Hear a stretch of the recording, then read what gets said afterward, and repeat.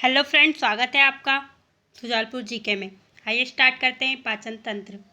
तो जो पिछली वाली वीडियो थी मैंने उसमें बता दिया था कि जो हमारे भोजन का पाचन होता है वो मुख से प्रारंभ होता है, मतलब मुख गुहा से, और इसके बाद जाता है आइसोफेगस में। जब मुख में पाचन होता है तो कार्बोहाइड्रेट का पाचन होता है, जिसे हमने बोलस कहा था। तो और जो एंजाइम था वो था टाइलिन एंजाइम। तो मुख में जो एंजाइम होता है वो टाइलिन एंजाइम, और जो ग्रंथि है वो होती है लारी ग्रंथि। तो टाइलिन एंजाइम ने हमारे भोजन का पाचन किया था, और इसके बाद जो भोजन गया था वो गया था आइसोफेगस, मतलब फूड पाइप। जैसे ही भोजन फूड पाइप या भोजन नलिका में जाता है तो उसका कुछ कार्य नहीं होता, वो डायरेक्ट भोजन को आमाशय में भेज देती है। जब भोजन आमाशय में जाता है तो यहाँ पे पाचन नहीं होता है। पहले यहाँ आमाशय में 1.5 से 2 घंटे रहता है।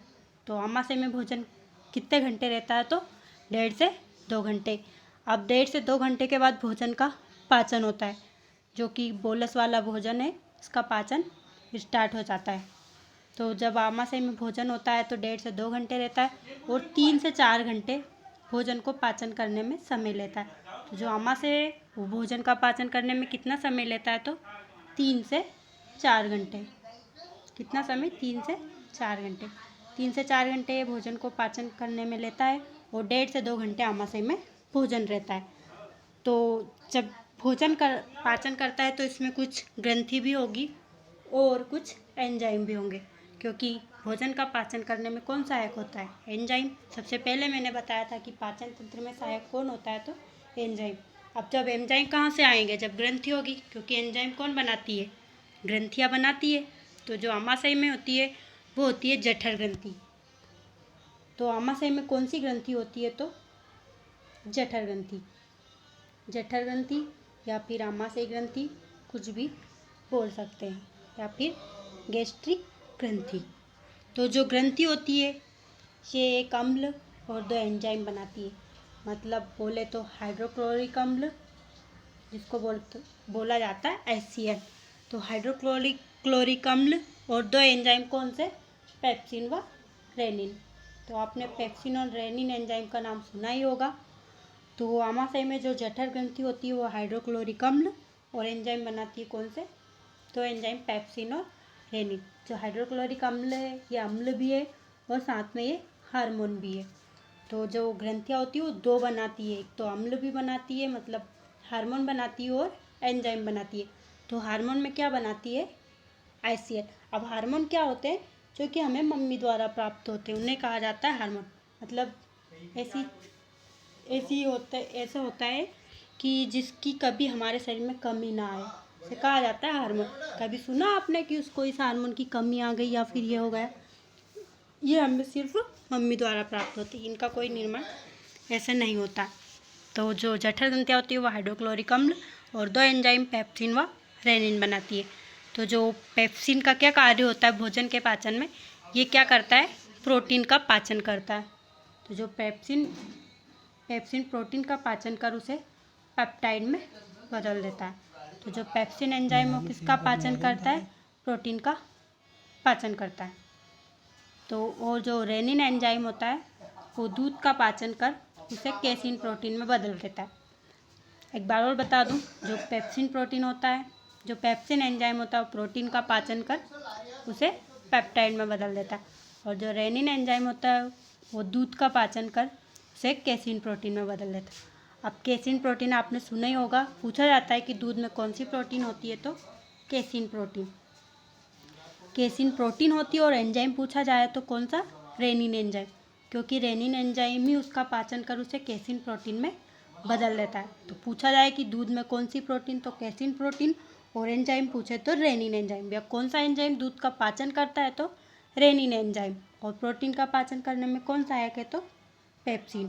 अब यहाँ पे पूरी प्रोटीन का पाचन नहीं होगा, सिर्फ 90% प्रोटीन का पाचन होता है, और जो कार्बोहाइड्रेट का पाचन हुआ था मुख में वो हुआ था 70%। अभी 30% कार्बोहाइड्रेट का पाचन बाकी है, और यहाँ पर अभी 10% प्रोटीन का पाचन बाकी है।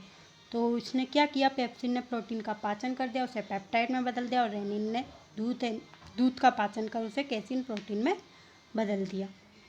अब बच्चों, जो क्वेश्चन आता है वो ऐसा आता है कि बच्चों में सर्वाधिक रेनिन एंजाइम पाया जाता है। जो बच्चा क्या सबसे ज़्यादा दूध पीता है, तो सबसे ज़्यादा रेनिन एंजाइम मतलब दूध का पाचन भी उसमें होगा। तो जो रेनिन एंजाइम सर्वाधिक कहाँ पाया जाता है? बच्चों में। बच्चे सर्वाधिक क्या पीते हैं? दूध। तो इसलिए रेनिन एंजाइम की सर्वाधिक मात्रा बच्चों में होती है। बच्चों में सर्वाधिक रेनिन एंजाइम पाया जाता है। और जो दूध सफ़ेद होता है वो केसीन प्रोटीन के कारण होता है। और जो पीला होता है, हल्का पीला होता है ना दूध, वो होता है कैरोटीन के कारण। तो दूध का सफ़ेद पूछे कि दूध सफ़ेद क्यों होता है, तो केसीन प्रोटीन के कारण। और पूछा जाए कि जो दूध वो पीला होता है तो कैरोटीन के कारण। ये केसीन प्रोटीन के कारण सफ़ेद होता है और जो पीला होता है वो होता है कैरोटीन प्रोटीन के कारण। तो हमारा क्वेश्चन है अगला। अब इसके बाद भोजन का पाचन हो गया, मतलब प्रोटीन का पाचन हो गया। तो जब भोजन का पाचन हो गया तो इसके बाद भोजन जाएगा छोटी आंत में। तो छोटी आंत में जैसे ही भोजन जाता है तो यहाँ पे पाचन होगा। तो छोटी आंत की पहले आपको मैं लंबाई बता दूँ। जो लंबाई होती है छोटी आंत की वो होती है 6 से 6.25 मीटर। और जो बड़ी आंत की लंबाई होती है वो होती है 1 से 1.5 मीटर। अब बड़ी आंत है तो मतलब लंबाई ज़्यादा होनी थी, लेकिन ऐसा नहीं है। छोटी आंत की लंबाई ज़्यादा होती है और जो बड़ी आंत की लंबाई होती है वो कम होती है। फिर भी इसे छोटी आंत इसलिए बोलते हैं क्योंकि ये चौड़ाई में ज़्यादा होती है। तो छोटी आंत की लंबाई ज़्यादा होती है लेकिन चौड़ाई कम होती है, इसलिए इसे छोटी आंत बोला जाता है। तो पूछा जाता है कि छोटी आंत की लंबाई कितनी होती है, तो 6 से 6.25 मीटर। और बड़ी आंत की लंबाई होती है 1 से 1.5 मीटर। तो जो छोटी आंत है उसके 3 भाग होते हैं। डुडेनम। छोटी आंत के 3 भाग होते हैं, एक है डुडेनम और जो अगला है वो है जेजुनम। ये है डुडेनम और जेजुनम, और एक होता है हमारा इलियम। तो छोटी आंत के कितने भाग है? डुडेनम, जेजुनम और इलियम। पूछा जाता है कि डुडेनम कौन सी आंत का भाग है, तो छोटी आंत का। और जेजुनम है छोटी आंत का और इलियम भी कौन सा है? छोटी आंत का। और जब भोजन का पाचन हो गया आमाशय में तो उसे क्या कहा जाता है? मुख में कहा था हमने बोलस, और जब आमाशय में हुआ तो उसे क्या कहा जाएगा? काइम। तो जो आमाशय में भोजन को क्या कहा जाता है? तो काइम। आइए आपको एक बार रिवाइज करवा देती हूँ। तो क्या है कि आमाशय में भोजन गया, जैसे ही गया तो 1.5 से 2 घंटे रहता है और पचाने में कितना लेता है? 3 से 4 घंटे। 3 से 4 घंटे भोजन को पचाने में समय लेता है। और जो आमाशय में ग्रंथि होती है वो कौन सी होती है? तो जठर ग्रंथि। जठर ग्रंथि क्या बनाती है? हाइड्रोक्लोरिक अम्ल और 2 एंजाइम बनाती है, पेप्सिन व रेनिन। तो हाइड्रोक्लोरिक अम्ल को क्या हार्मोन भी कहा जाता है, और 2 एंजाइम कौन से बनाती है? पेप्सिन व रेनिन। और जो पेप्सिन प्रोटीन है, जो पेप्सिन है वो प्रोटीन का पाचन कर उसे पेप्टाइड में बदल देता है। तो पूछा जाता है कि प्रोटीन का पाचन कहाँ होता है, तो आमाशय में। और कार्बोहाइड्रेट का कहाँ हुआ था, तो मुख में। तो जो पेप्सिन एंजाइम और प्रोटीन का पाचन कर उसे पेप्टाइड में बदल देती है। और जो रेनिन एंजाइम होती है दूध का पाचन कर उसे केसिन प्रोटीन में बदल देती है। तो दूध का पाचन किसने किया? रेनिन एंजाइम ने। किस में बदल दिया? केसिन प्रोटीन में। प्रोटीन का पाचन किसने किया? पेप्सिन ने, और उसे किस में बदल दिया? पेप्टाइड में। अब यहाँ पर 90% प्रोटीन का पाचन हो जाता है। और जो रेनिन एंजाइम है वो बच्चों में सर्वाधिक पाया जाता है। बच्चों में पूछा जाता है रेनिन एंजाइम की सर्वाधिक मात्रा किस में होती है, तो बच्चों में। और जो दूध का सफ़ेद रंग होता है, दूध सफ़ेद होता है ना, किसके कारण होता है, तो केसिन प्रोटीन के कारण। और जो पीला होता है वो होता है कैरोटीन के कारण। दूध सफ़ेद केसिन प्रोटीन के कारण, और जो पीला होता है वो कैरोटीन के कारण। अब जैसे आमाशय में पाचन हो गया तो हमने छोटी आंत में जाएगा भोजन। तो छोटी आंत से क्या क्वेश्चन आता है कि छोटी आंत की लंबाई कितनी होती है, तो छोटी आंत की जो लंबाई होती है वो होती है 6 से 6.25 मीटर। और जो बड़ी आंत की लंबाई होती है वो 1 से 1.5 मीटर। छोटी आंत की ज़्यादा होती है और बड़ी की कम होती है, क्योंकि यहाँ चौड़ाई में ज़्यादा होती है, इसलिए इसे बड़ी आंत कहा जाता है।